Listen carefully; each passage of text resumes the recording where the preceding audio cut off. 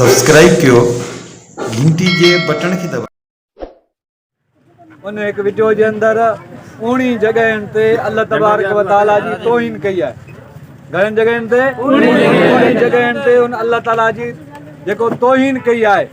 ऐं असांजे दोस्तनि सोशल मीडिया ते इहा ॻाल्हि हलाई, मुंहिंजे हामिन इहा ॻाल्हि हलाई त अमर जलील जंहिं ख़ुदा जो ज़िक्र कयो आहे उहो अलाह कोन्हे, उन ख़ुदा चयो आहे।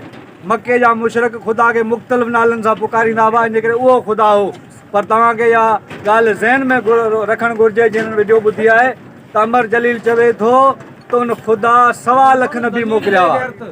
1.25 लख नबी मोकिलिया, उहे केरु हुआ? मर्द हुआ, का बि औरत कोन्ही। तव्हां ऐं असां सभिनी खे ख़बर आहे त 1.25 लख नबियुनि मोकिलण वारी कंहिंजी ज़ात हुई? अल्लाह ताला।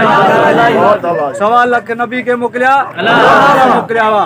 मालूम थियो त अमर जलील अल्लाह ताला जी तौहीन कई आहे, उणी जगहनि ते तौहीन कई आहे। उन हवाले सां तव्हां सभु असीं गॾु थिया आहियूं ऐं असां दुनिया वारनि खे ॿुधाइणु चाहियूं था त अल्लाह जी ज़ात हिन पूरे निज़ाम खे हलाइण वारी ज़ात आहे।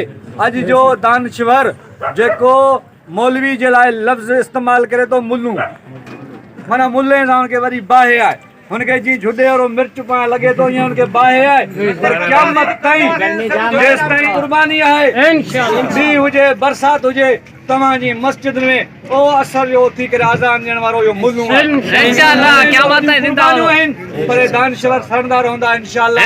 असां हुकूमत खां असां इहा अपील था करियूं त अॼु ॾींहुं ताईं को बि तहरक न वरितो वियो, न अमर जलील या ज़ाहिर थियो आहे तो या वीडियो जे अंदरि जेके मूं ॻाल्हि चई आहे, या त इज़हार करे या त माफ़ी वठे। न को इज़हार थो करे, या न को माफ़ी थो वठे, लिकी वञी वेही रहियो आहे। असां हुकूमत खां मुतालबो था करियूं, तुंहिंजे ख़िलाफ़ कार्रवाई कजे। सिराणी वारा तव्हां हथ मथे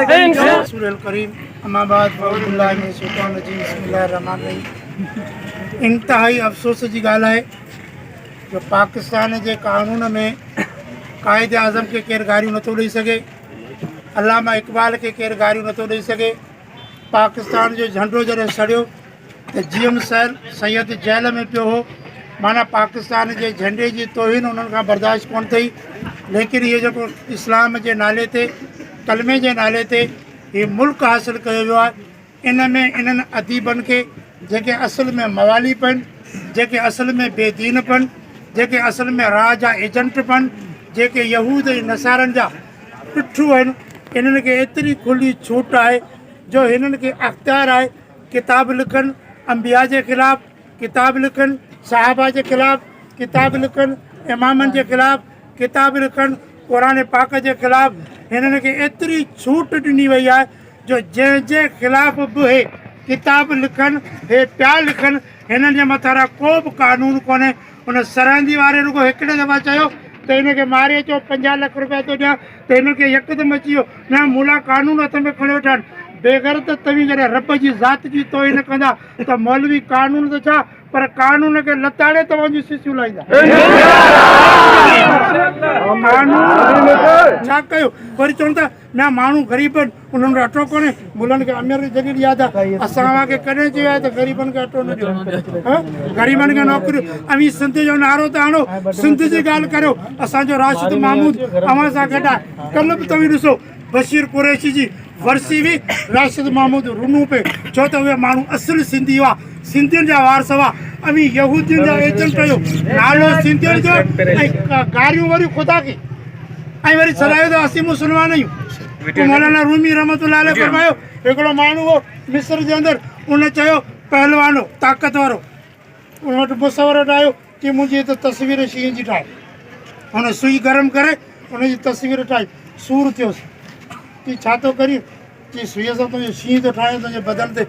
चई हीअ ठाहीअ छा पियो? चई पुछ पियो ठाहियां। चई पुछ न ठाहे, बग़ैर पुछ जे शींहं ठाहे, बग़ैर ॾुखियो लॻो थो न।